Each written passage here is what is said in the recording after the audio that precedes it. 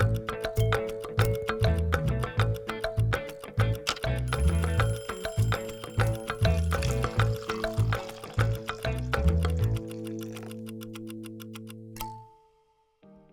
and welcome to Coffee with Jenny B. It's conversations over coffee. It's about community, connections, what brings me joy, and everything in between. I'm your host, Jenny Sacco-Bak. I recently discovered the book, The Art of Gathering by Priya Parker.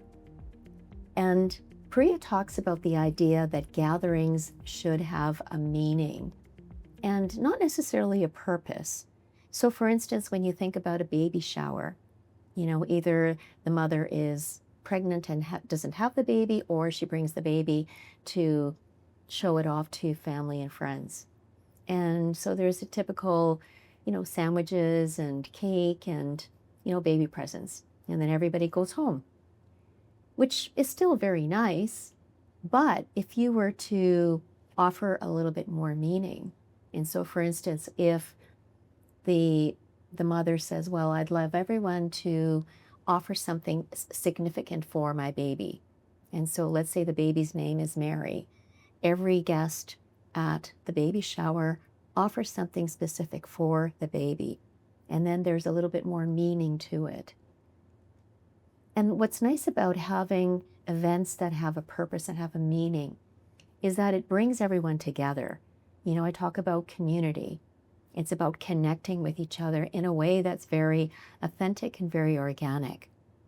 My guest today is someone who knows very well about the idea of connection and making sure that events have some meaning. My guest is Yemilo Audu, who is the owner of Tukoda Productions. Please help me welcome Yemilo.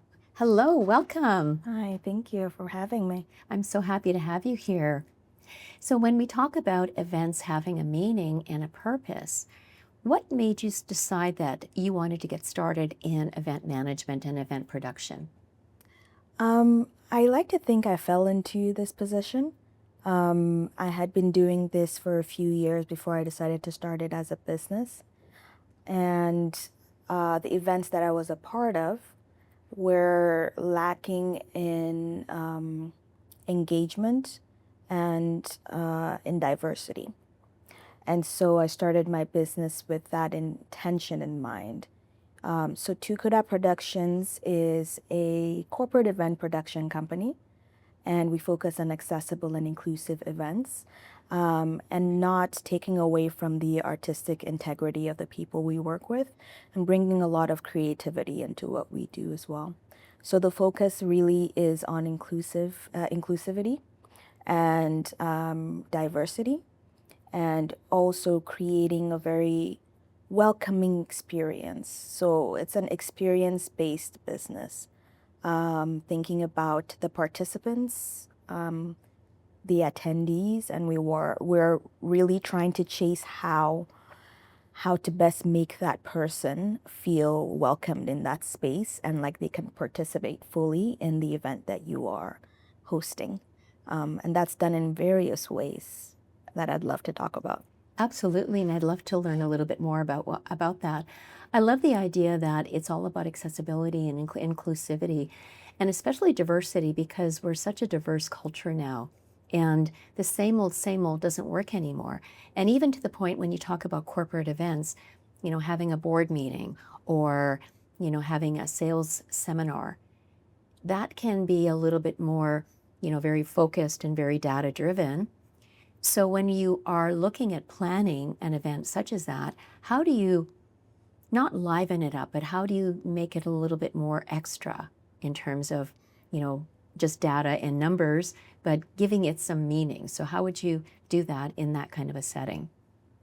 Well, I focus on corporate events, and what it allows me to do is measure. So you had mentioned The Art of Hosting by Priya. Mm-hmm. The focus of that is purpose. And so when I'm working with a client, the first thing I ask is, why do you want to have this event produced? Because event production is different from event planning. Mm-hmm. So when you're going event production, it's adding a little extra, a little more. Right. And so you can always call your friends together or have your meeting in another corporate boardroom and get it done the way you usually do. But my focus is what is the purpose? What do you want from this? What do you want measured from this? And a lot of events, corporate events, have funders and sponsors that you have to justify doing a lot of things to. And so starting off with that question really helps the process out all the way to the end of you making those reports, right? Sharing those stats of this is what actually happened and this is how it went. And if you're looking to have a more inclusive event, I'm thinking, okay, do we bring a sign language interpreter? Who are your attendees? What do they need to be able to participate? The speakers that you have, are they appropriate for this audience, or is it just another person that has a big name that will come rile up the crowd and two weeks later nobody remembers what happened? So when I say purpose and meaning, I'm thinking long term. How do we make that event valuable to you beyond just that day or days, right? If you're doing a trade show and things like that. So that's something that not a lot of people think about, how an event can be of value. And when I say corporate, I'm also talking to business owners. How do you use the gathering of people who already want to be there Right. for you? How do you use that to your advantage? How do you use it to grow your business? So beyond answering your sponsors and funders, in another case, that can be in the tone of the data I've collected in this event. How do I make it useful so I can grow my business? There's so much, I call it the gold. There's so much value to one-on-one interaction with people and that community you were talking about. And magic can happen when you gather people. And so my thing is, I do hope that what I do and the way I work makes it so that the talent and the skills and just the value in that group and in that room that you have gathered isn't ignored, is actually used, right? And that really is tapped into for diversity as well. The same argument for why diverse teams make good business can be used for why diversity in events make good, events for one thing, but also can help you grow your business as well. Absolutely. And I love the idea of coming up with a plan in terms. Now, having said that, do you ever come across someone who says, I want to have something really extra special, but I have absolutely no idea what to do? So how do you give them ideas? Do you kind of pitch different things? Or do you talk to them about what they envision and kind of draw it out of them? So what method works best for you? I like to say it depends on who I'm working with. There are some folks that have no idea, and then you ask some probing questions, and 2 minutes later, they know exactly what they want, right? So my process is I start off with a discovery call, and I like to know what it is your plan is. Why are you talking to me? Essentially. Right. Which is another way you throw off people. They're like, yeah, of course I want to give you business, but I also want to make sure it's meaningful business, right? So why are you talking to me? And sometimes it's I don't have enough team members to make what it is I have in my head work out. Right. And so too could I have, community connections just to make whatever that idea is in your mind actually happen. Yes. Right. Right. So I get to be creative in some cases more than others, and that is very wonderful for me because I love being creative. But it also helps the clients also think of things that they don't usually do. Because one thing I face with corporate events is this is how we've always done it. And I am coming in from the perspective of, have you tried this way? How about this, right? Right. And we're not doing that and taking away from the results that we're going to get because we're still very much focused on measurements and stats and reporting. But however, it's like, maybe you actually want to enjoy this process, right? Maybe let's think about the experience of your attendees, right? What message do you want to share with them? How do you want them to feel when they walk into this event? So again, I focus on experience. It can come in from, I like to say, lights, camera, action. Yeah. From your lighting design all the way to whoever the speaker is, the way that the run of show is flowing. I want to make sure that you're comfortable enough to enjoy the day. Absolutely. And I think about food as well, because we've all gone to those events where it's, a chicken dinner, or, I mean, not necessarily chicken, but it's the same old food. And so when you go to the trouble of, the lights, the camera, the action, the ambiance, the speaker, maybe the music, and then there's the food. So what emphasis do you put on the food? And maybe it's not a dinner, maybe it's, hors d'oeuvres, or, even if it's like a breakfast meeting, for instance, it's instead of like donuts and coffee. How do you build in the idea of the food and the beverage and all of that to go along with the rest of the theme? Well, it kind of depends, I would say. If you're having a cocktail, you do want to have options for everyone.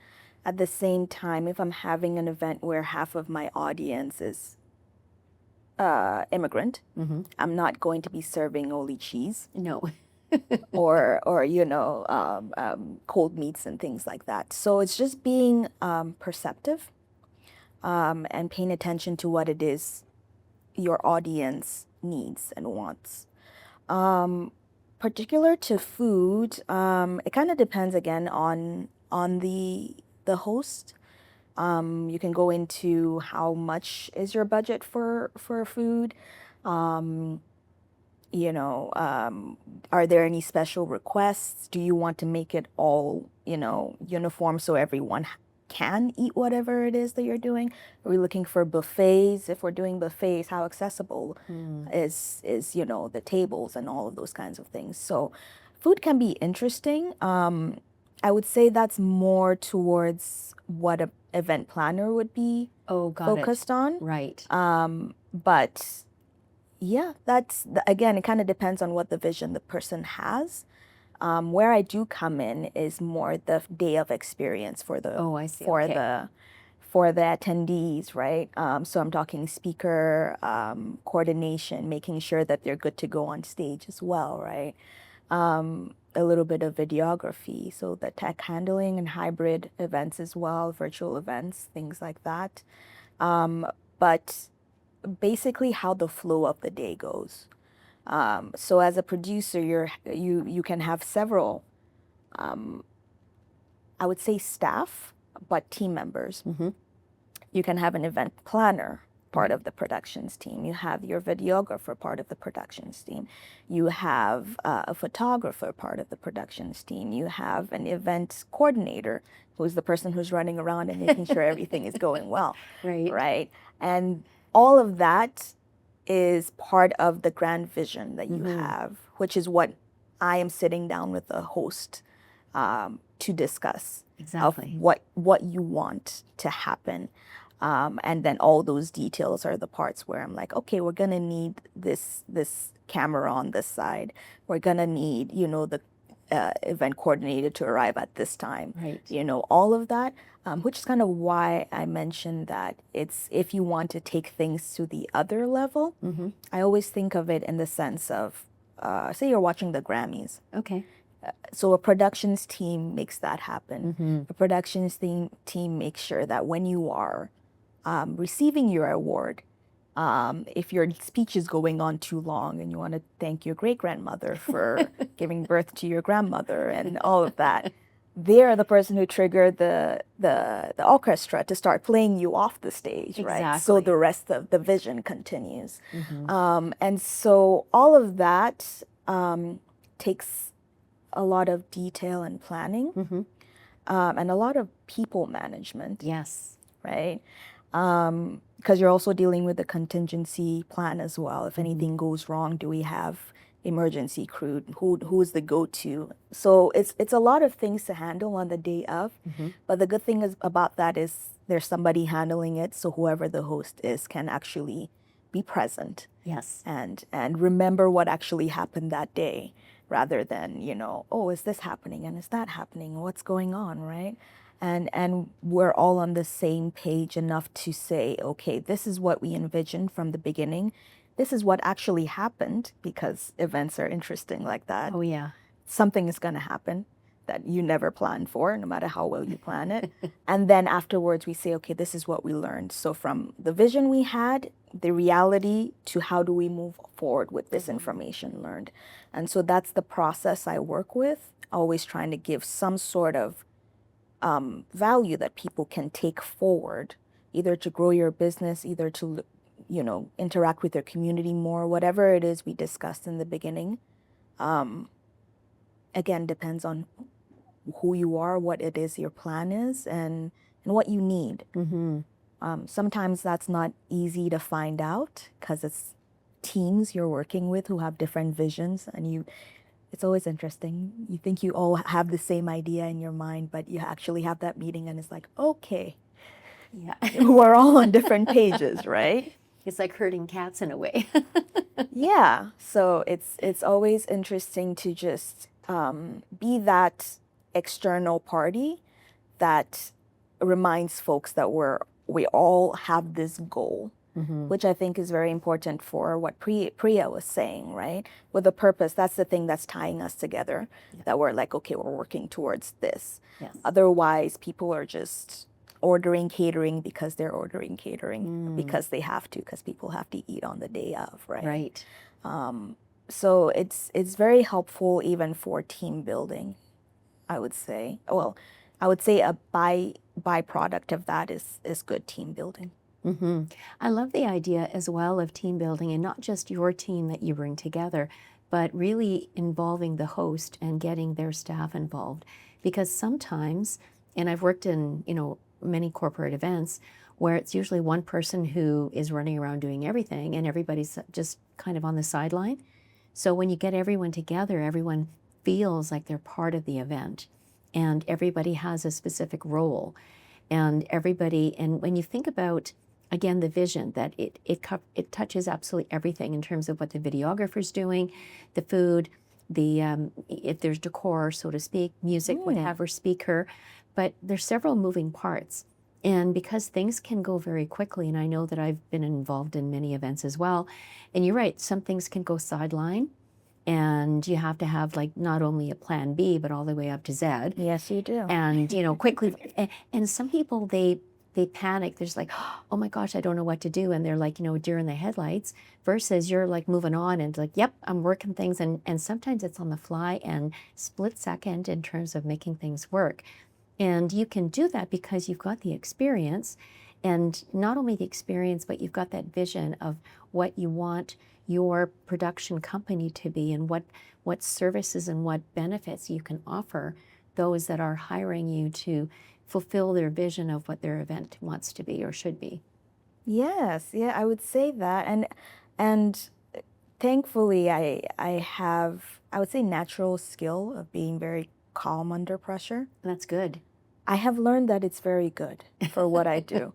Because like you said, panic, right? And if I have that grand vision that we agreed on, if it's not working this way, I'm thinking, all right, how else can we achieve this vision?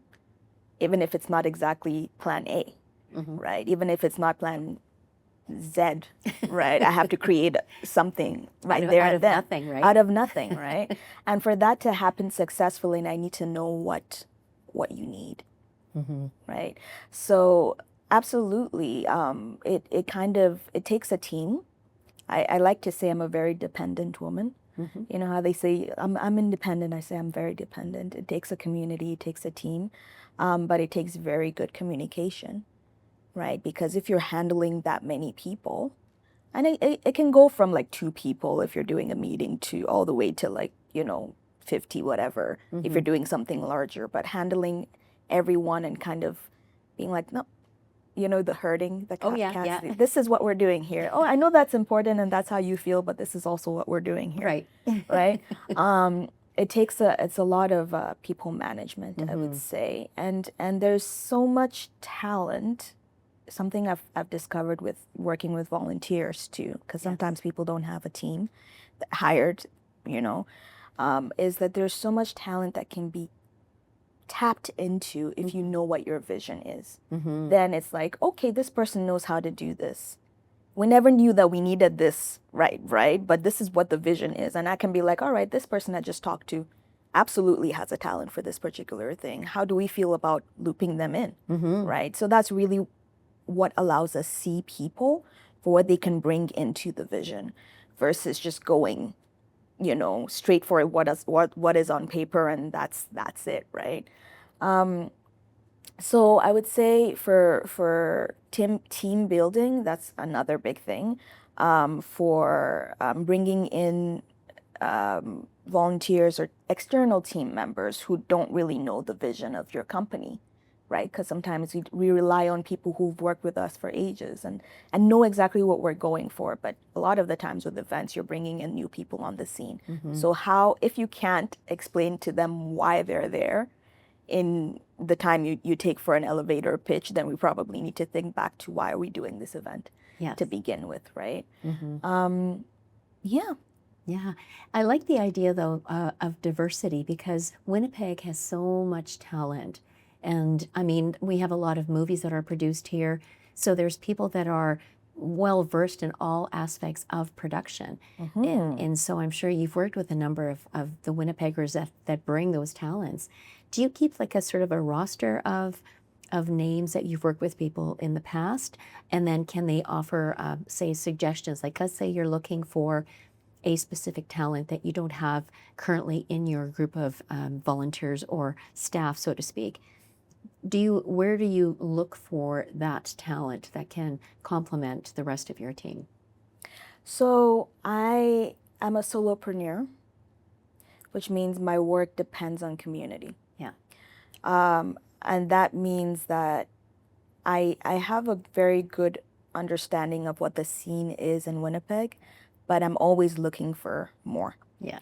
So sometimes I meet people and I'm like, I don't have anything right now that I know we can work on. But I know the kind of work I do, and I know eventually I'll need to talk to you. Okay. Right? So in many ways it's partnerships in very like little ways to make one project work.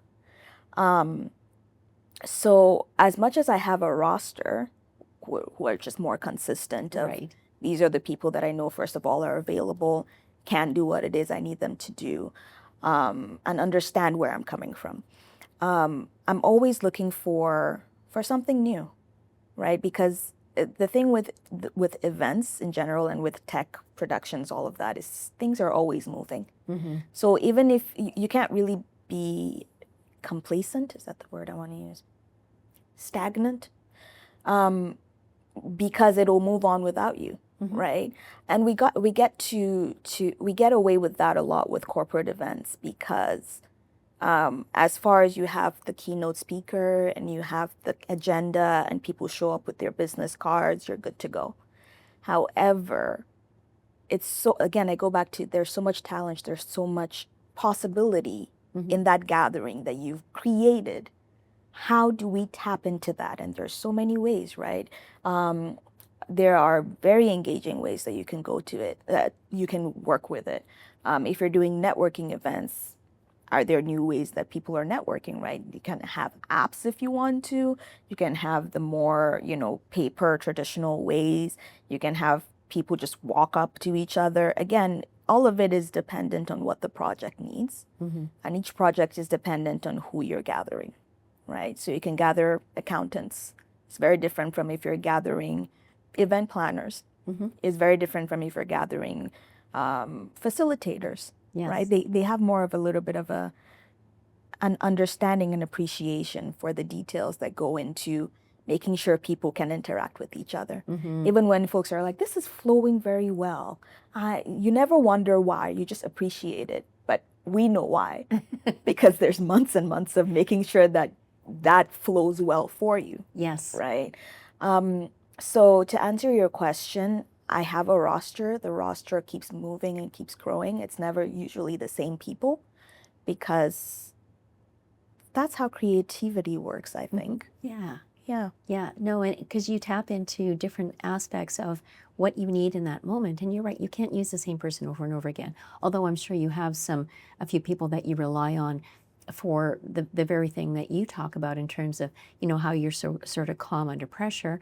They're the ones that you can rely on to keep everything in order, right? Mhm. But yes, tapping into different pockets of creativity adds a little bit of extra something that you really want for that event because, again, at the end of the day, you don't want it to be, oh yeah, what was that again? Or, wow, I really enjoyed that networking event and I'll never forget it. Or, I want to do business with a person. Or I talked to somebody that I met that, you have this connection. And so there's that excitement that you're building. I want to touch on a little bit of something that we talked about in terms of, when things go sideways.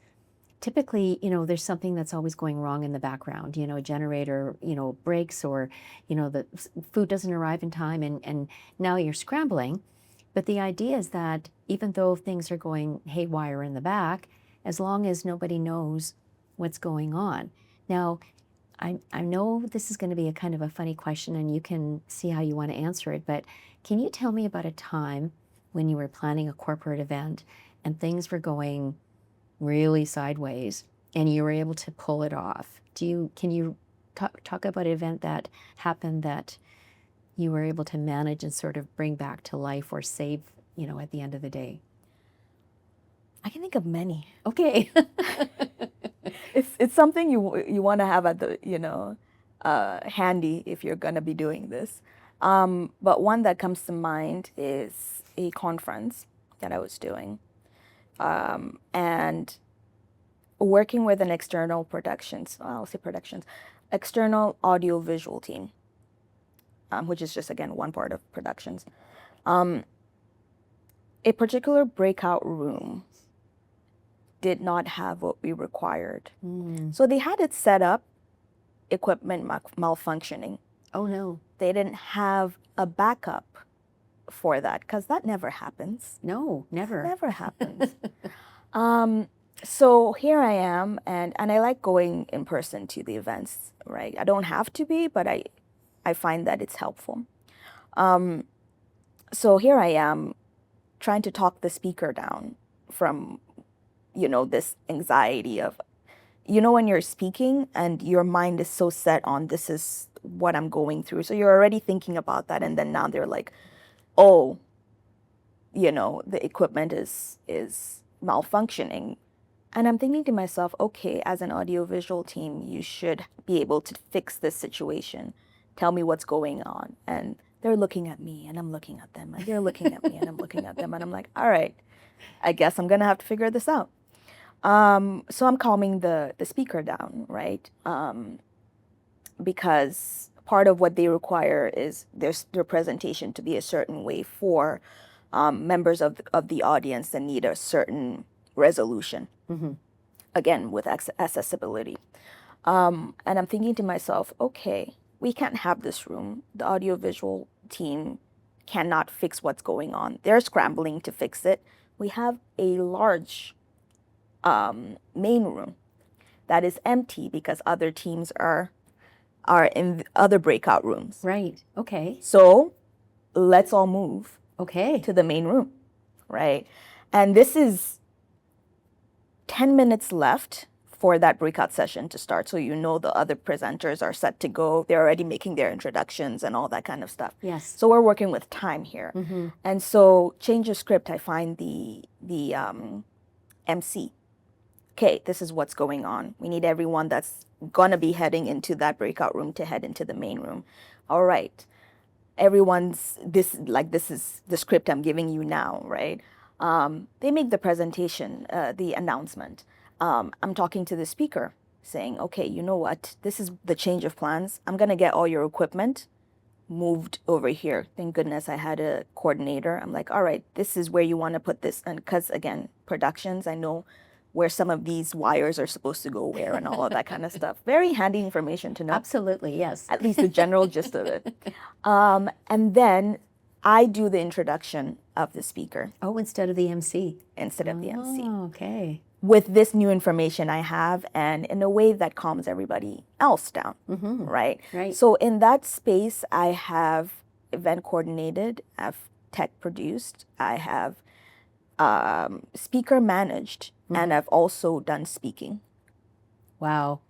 And so that's one example of just rolling with it and thinking, you know what, we have to make this work. Yeah. With events, you're working with time, right? Yes. And also, this is wonderful information that I want the speaker to feel comfortable saying, right? So I'm assuring her, I'm over here, stayed with her through the whole entire presentation, even though I didn't really have to. Right. But I found that it was helpful to just, if anything is happening, I have you. I'm okay, right? And eventually, the tech team fixed the problem when that breakout room the time had already finished. Yes. Right. Oh my gosh. So thankfully, we were able to have that breakout room. Everyone who was interested in it was able to, interact and all that. I was able to bring the microphones in for an actual Q&A and all of that kind of stuff. Right. But that's one way that we're able to pivot. Absolutely. And pivot is a really good word. How did the speaker feel after? Like, what was their feeling about after they finished doing their presentation and realizing how you were able to magically, well, with expert experience, were able to make it happen for her? What was her reaction? Well, at the moment, I think still there in the headlights, because when you're speaking, it takes a while to come down from that. Yeah. Exactly. So I got a message after. Okay. Right, thanking me for that. Again, because none of it was in my description of what it is I was supposed to be doing. Right. No. But again, that's the thing with events. You kind of go where you're needed and see what's happening. Right. You have to be very present with it. So yeah. And I got to actually attend that person's breakout session, which was wonderful. Wow. I found it very informative for myself. That's wonderful. Tell me about one of your favorite events. So I have two that come to mind, and so I'll give a little bit of a background in both of them. One was a networking event, and I was tasked with, well, not tasked, I'd say a misconception about networking events is that you put people in a room and they'll talk to each other. Right. Yeah. And so part of doing a networking event, this particular networking event, was my first time trying to ensure that the introverts were included. Right. That's tough. Because if you're doing a networking event, the extroverts are having a wonderful time. Yep. The introverts are there like, I have to network. I guess I'm going to talk to this person. So part of what I did, very simple, right? And I think it's becoming a thing right now, is bingo cards. And so what happens is people are able to figure out something that is similar, that they can find out about someone else. Right. So I created the bingo card specific to that particular event, and it was around, it was for lawyers. Okay. And you'd think, yeah, lawyers always talk. But so the bingo cards really helped people to talk to each other beyond just, hi, how are you? What do you do? Right. Into, okay, what do you do? Like, what are the details of what you do? Do we have anything in common beyond work? Right. It was a good way of getting people to talk to each other without the pressure. Right, because you have something specific to ask a person about. So you don't even have to start thinking of what am I going to talk to this person about. Exactly. There's a goal as well, which lawyers love, to just have something specific to be doing, and that kind of scratched that itch. And what ended up happening is people, and I created a little area at the back where you would write the names of the folks that you talk to, and people were able to remember names. Okay. And we're able to say, okay, I'm going to follow up with this person. And if you want to, you can give a card, right? But you can take that home and say, okay, I talked to this actual person, and this was what happened at this event.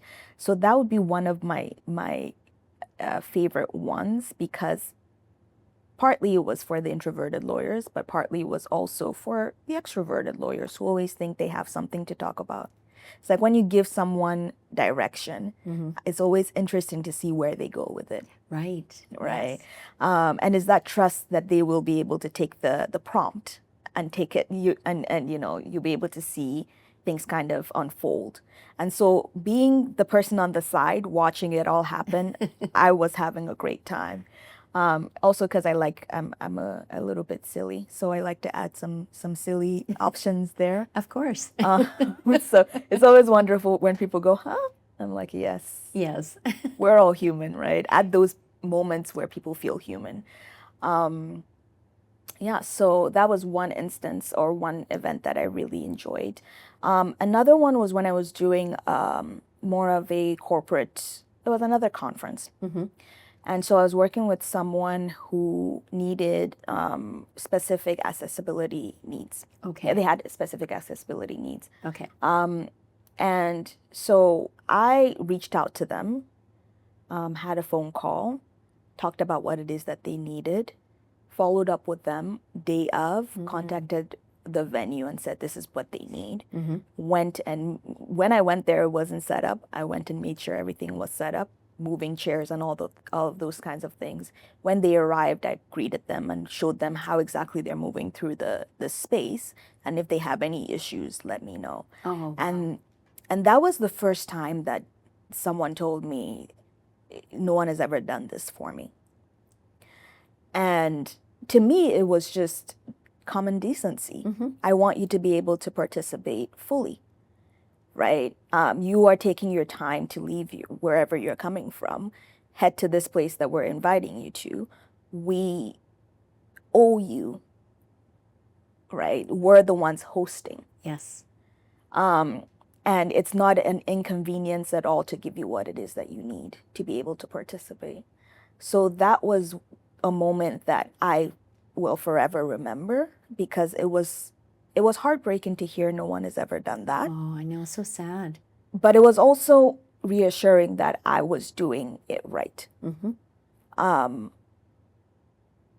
Because something that tends to happen is people get told how they will participate, and they don't get to ask for what they need to participate. They don't get to tell you what works best for them. It's like generically, okay, we have a wheelchair here. Generically, we have printed material. Whether the font is big enough or not, who knows?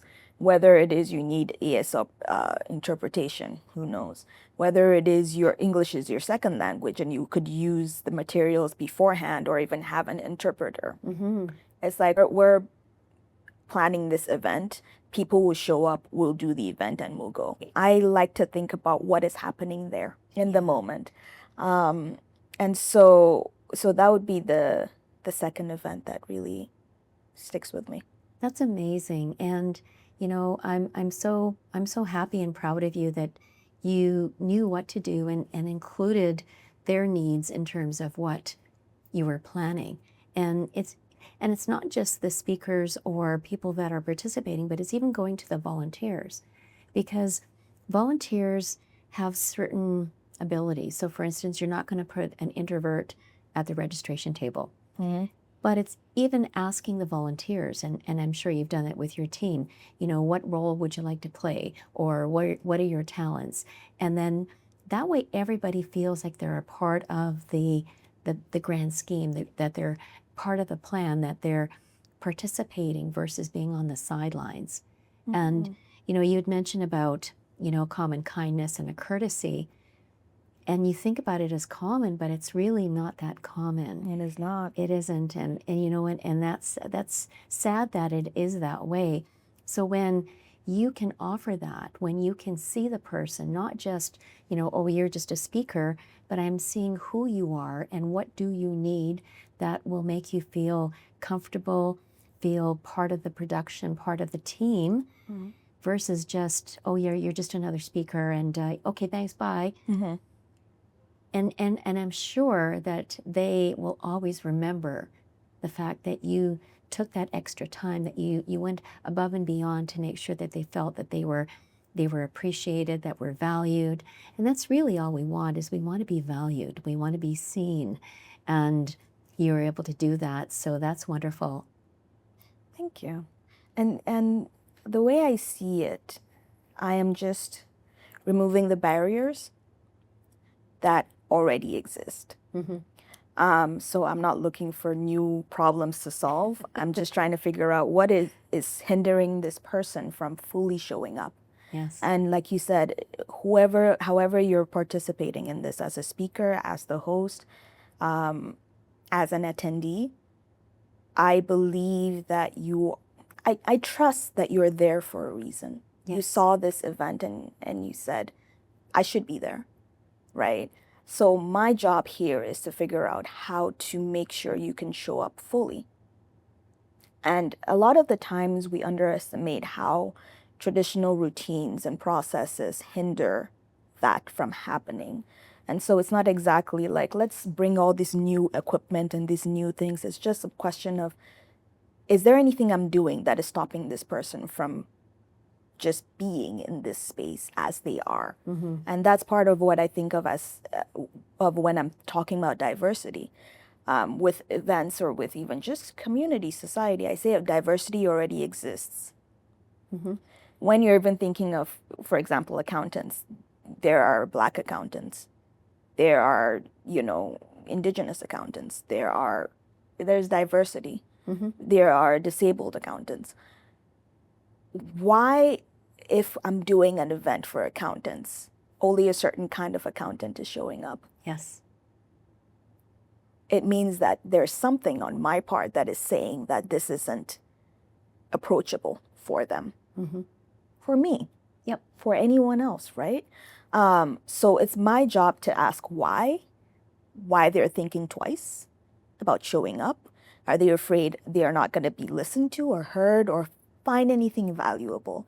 And so it goes back to making sure that the people who are being invited are being catered to.